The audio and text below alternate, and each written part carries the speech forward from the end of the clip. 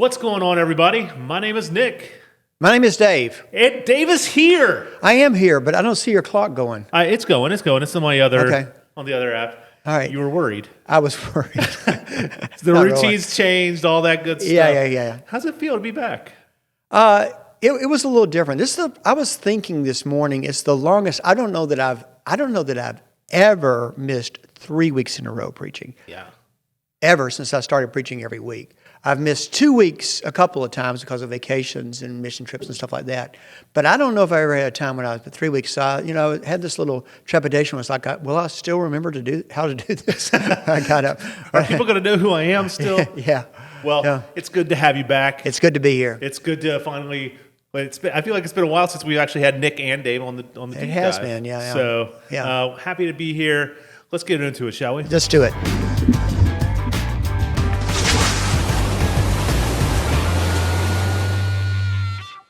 Well, Dave, here we are on this Pentecost Sunday, and your sermon today was kind of built around Pentecost.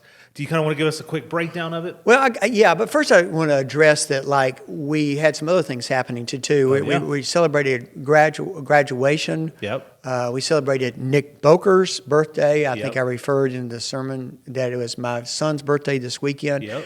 And so, all of these sort of markers, all these celebrations are kind of coming together on this one Sunday.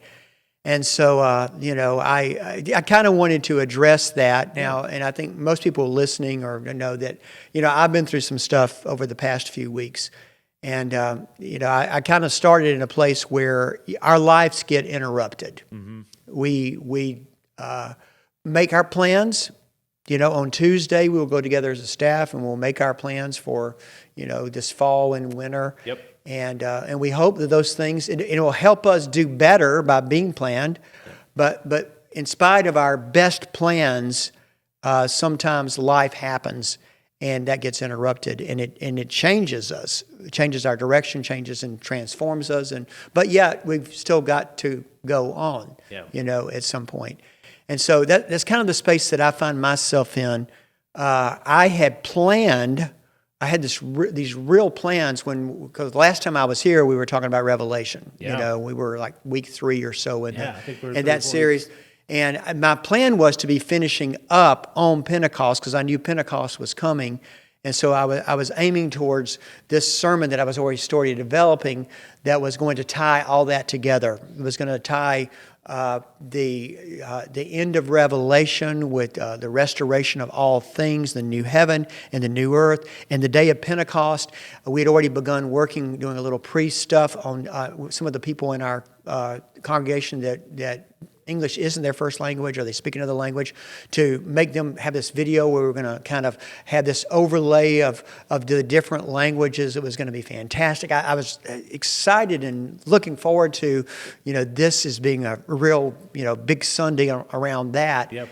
But then, as I think, most everybody knows, my mother-in-law, who a couple of months ago got diagnosed with cancer, with bone cancer, and it was very quick. Went into a very serious space, and thanks to you and so many others, I needed to be with family. I needed to be with Teresa and caring for Esther in her last part of her life. Yep. So I was there, and I'm thankful for that. It was important, and I needed to be there. But yet, when I got down on the other side of it, and I'm still kind of walking in this, I use the term liminal space, which we'll talk about this morning. Yeah. We're still dealing with the grief. We're still dealing with what's going to life look like now. But what are my sermons going to be now? I certainly can't do what I had planned to do back, 2 or 3 months ago, and I certainly can't continue like with the next. So it disrupted it and changed it so that I had to go to another place for my sermon this morning.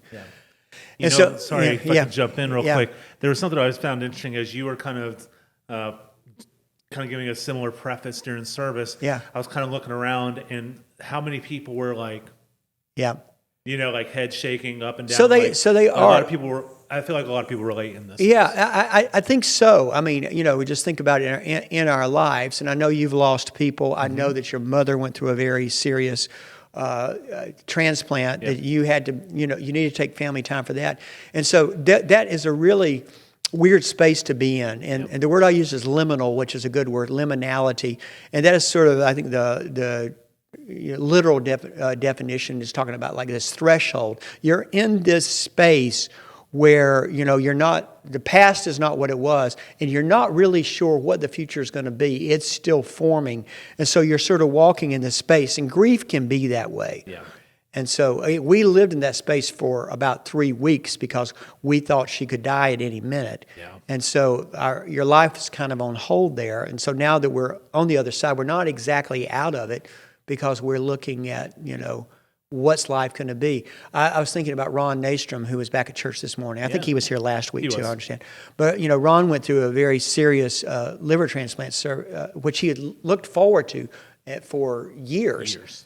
And he finally got it. But he is sort of in that liminal space too, as he gets stronger and, sees what life is going to be like now on the other side of that. So we all go through that, even in good things. Yeah. Like I announced in church, because I'm so excited about this, I'm going to be a granddad for the first time. Y'all are going to be awesome grandparents, by the way. Well, I think so. Y'all are going to be a lot of fun. I think so. Yeah.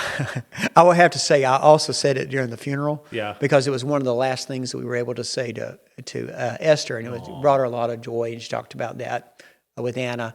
But like I was leading up to it, and my daughter was in the pew going. She really wanted to announce there. But yeah, we don't know what it's going to be like to be grandparents. We've never been there before. Yeah. And so, and then these graduates, even though it's a big, thing that you look forward to and you plan for, and it's a goal that you make that you get to. Yeah. But you don't know what life is going to be like next, what life's going to be like at college or I was actually at a grad party yesterday for another friend's family, and we were talking to this young man, and somebody said, they're like, well, how do you feel? He's like, I thought there would be some like monumental shift or something like that, and opening of the eyes of when I walked across that stage, and he's like, it just felt like another day. And I was like, just wait. It's coming. Like it'll click at some point. Was it high school or college? It was high school. Yeah. Well, both of those things are, because you think about how your life changes in college. Yeah. I've met my spouse in college, the second year, and I was thinking Brady's going to the same place I went to, one of our graduates, and so, I just how his life is going to, that's going to be exciting. They'll get to it. I mean, and that's the way. Even like with what I've gone through, is like, if you ask me how I felt in those moments after Esther had died, it's like you've almost don't feel anything. Yeah. And so it's when your feelings kind of come back online, you realize, well, life is really different now, and how is that going to adapt and change? And so, I think we had those along the way. That space, and the other thing that I mentioned was birthdays. And anniversaries can be in there. I think it is a good thing for us to remember our anniversaries and birthdays. And our wives will kill us if we don't know. But I think personally, I'm getting to this age where it's like, I don't want to get any older. So, but I think it's good to take stock of where you've been. And my son's birthday, and it happened to be his 40th birthday, and you're about to have a 40th birthday. When is it? December. So, I knew it was important for us not to forget about that. Yeah. In the midst of all this other stuff that's happened, that we needed to celebrate him, because 40 years, that's a big one. Yeah. That's a big one. So we went up there to do that with him, and it was a lot of fun. There's just such good times, and I think having these spaces to just celebrate life, celebrate the people, but it's something, I'll pick on Nick a little bit. He's always kind of dreads his birthday coming up. Yeah. And so this morning, I, of course, had to do a little extra embarrassing for him. That was well done, by the way. As we have to. But, I think as you were saying, it's important to stop to think and to celebrate those spaces, because, we're only guaranteed so much. Yeah. And to really take advantage of it. And I think even, as you've been talking about Esther, that was something that was driving me, because I know I'm the one who sent you a lot of those texts that were like, we got you, just do what you got to do. Yeah. Is because I wanted you to have those spaces and those times and Yeah. stuff like that, and to be able to cherish it and not worry about here per se. And even that sort of engagement, it was because in the early part, I did really feel like I need to be at work. I need to find some way. But then when you're able to really kind of release into that space, Yeah. Once again, liminal space, Liminal. it is a real gift. Yeah. It's kind of scary because we're not comfortable there lots of times, but I think it's important. But one of the things I think that these birthdays and anniversaries and celebrations of this, as they come around, these annual things, it is a reminder of like how far we've gone. What was it like last year? What was it like 10 years ago? How far we can see the progress that we're making. Yeah. Last night I went to a retirement party, which was a person that I've known and done a lot of things with, another clergy person. And as we were talking, we got to talking about a trip that we had gone on, and it was to Brazil. And then we remembered that we all went and got all our shots together. Now, I would have never remembered that time, and it was a lot of fun, and there's a lot of funny stuff that happened around. But that had completely gotten out of my memory until we started talking about, hey, this anniversary of this person, it triggered those things. And so I think birthdays and those sort of things can do us a great service in helping us remember. Yeah.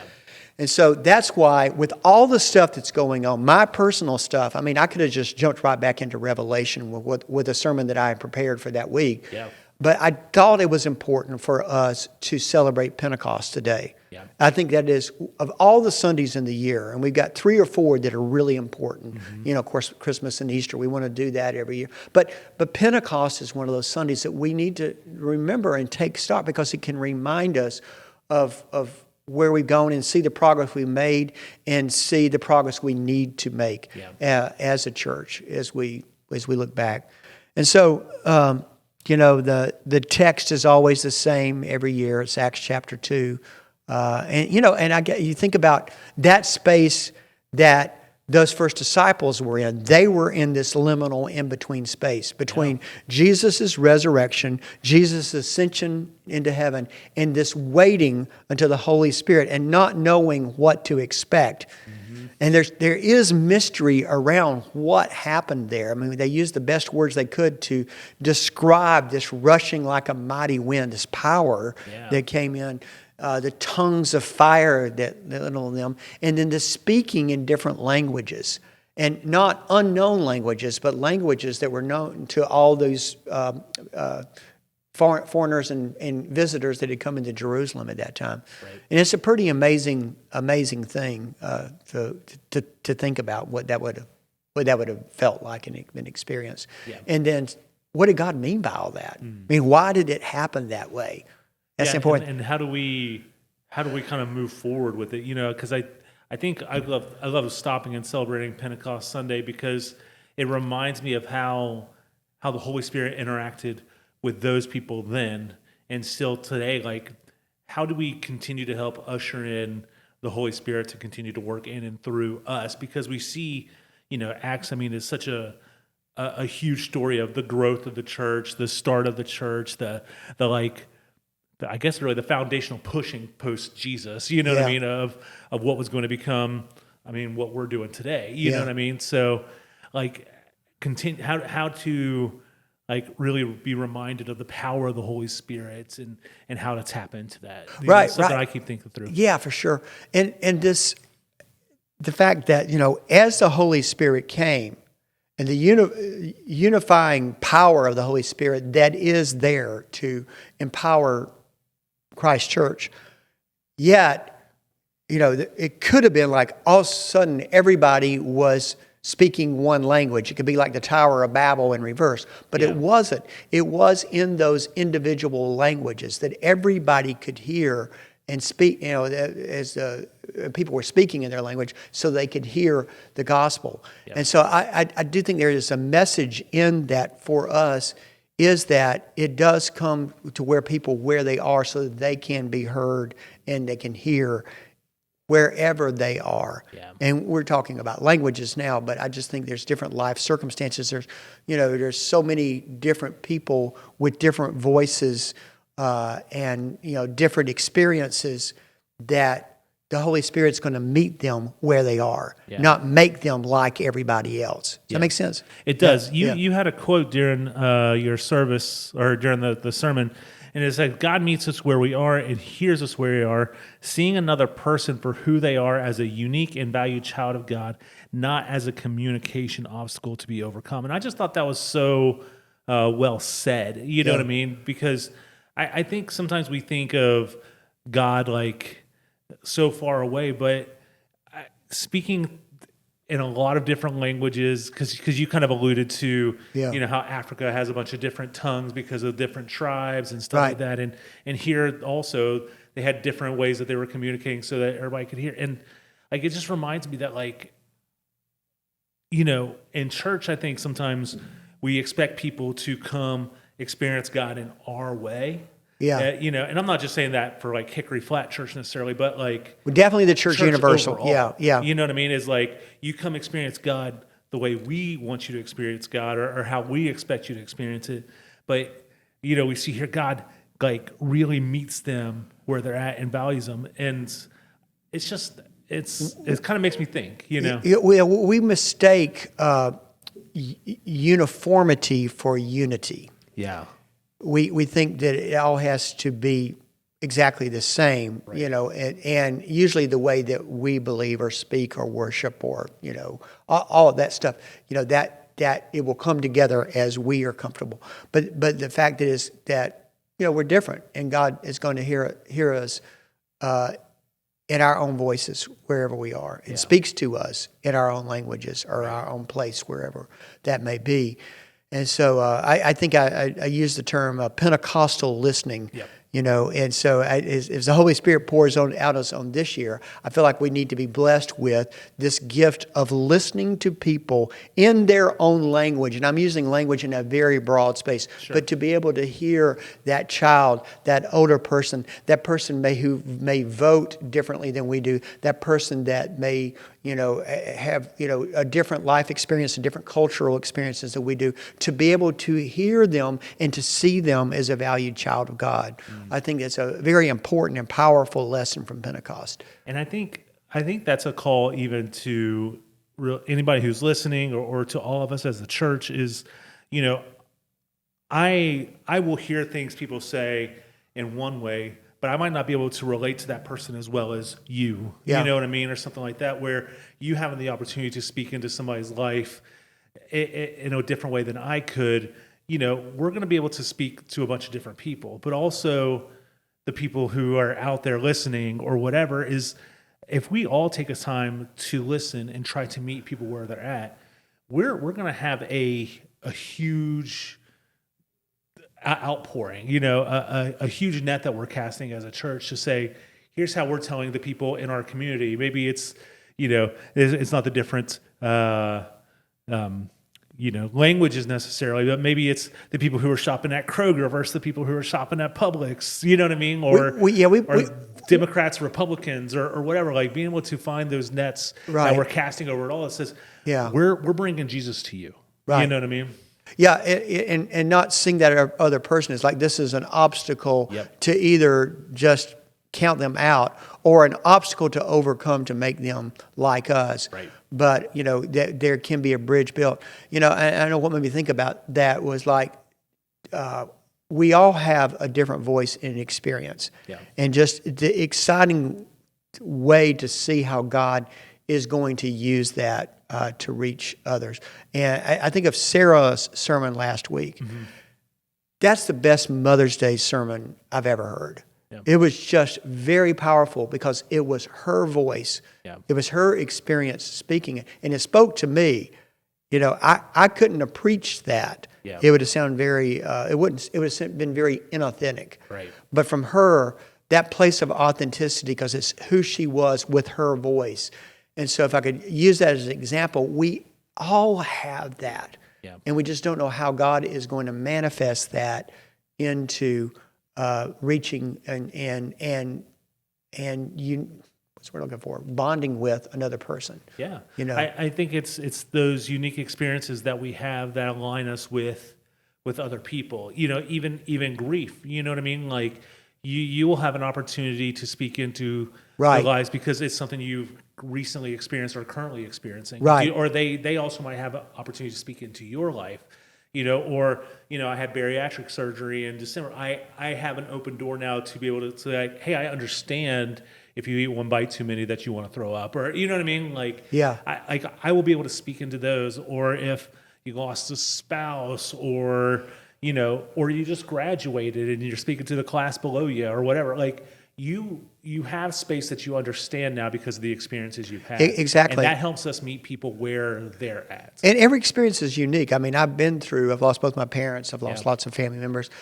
This was unique. Yeah. This was different. They're all very different. And realizing that just because I've had the experience, the next one's going to be like it.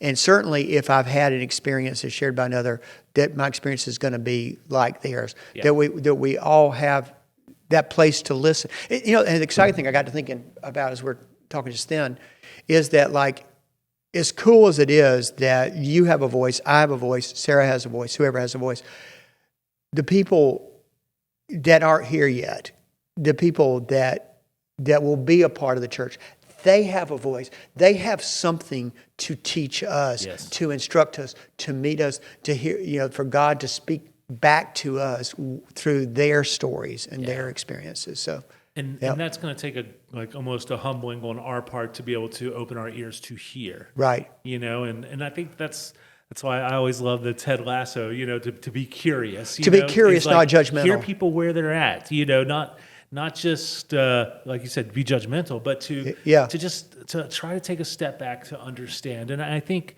from Sarah's sermon last week to this sermon today, like it's a similar thread that's being woven kind of in front of us. So just this idea of being in front of people and meeting them where they're at, whether it's in happiness, whether it's in sadness, we all need to encounter and experience Jesus and how we can make that happen. That's well said. That's well said. That probably is a good summary, too, of where we are. I will say that as we kind of get to the close here, I do plan to get back to Revelation. Yep. I don't want to leave us hanging. Yeah. So I think we're about halfway. We're on a little bit of a cliffhanger. Yeah, right now. we're halfway to the church. It's a great story. So I will be returning to that next week, and it'll be different. It's different now because of what happened, and I think part of one of these things that going through something like what we've been through can give us an appreciation for engaging something new, because we can have these plans laid out so much. This is the way my sermon series is going to go, and this is where it's going to end up. Where we miss the creativity that the Holy Spirit may be doing it. And now you can overlap that and apply that to many other parts of life too. We can get locked into our routines and miss the spirit of how God may be doing something new. Yeah. Planning is good to a point, but also the ability to watch the Holy Spirit move and change and adapt things, and being tuned in to that, to where you're not just blanking, or closing off the Holy Spirit from speaking to you because you're like, oh, I got to do these 50 things. Sometimes I think if we have the right attitude, I think careful and good planning actually helps us be more flexible. Because if we're planned and prepared, then we can see, hey, that would be cool. Exactly. And if we're not locked in and just completely control freak people, say no, we're going to be open to make this call this audible at the line. This would make it better. And so, but if you're not planning to do that, then I think you're just kind of like like a pinball being bounced around. So I'm for planning, for sure. And for pinball. And for pinball.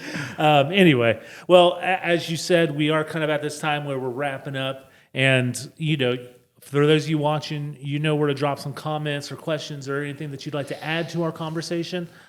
Feel free to do so. I guess the last little challenge is just remember to meet people, be open to meeting people where they're at, because everybody around you is having an experience, and letting the Holy Spirit use you to help come and meet them in their experience is always going to be a good thing. Yes. But Dave, do you have anything else you want to Nope. jump in here? Nope, I'm good. All right. I'm good. Well, Yeah. thank you guys so much for watching, and we'll catch you next time. Bye-bye.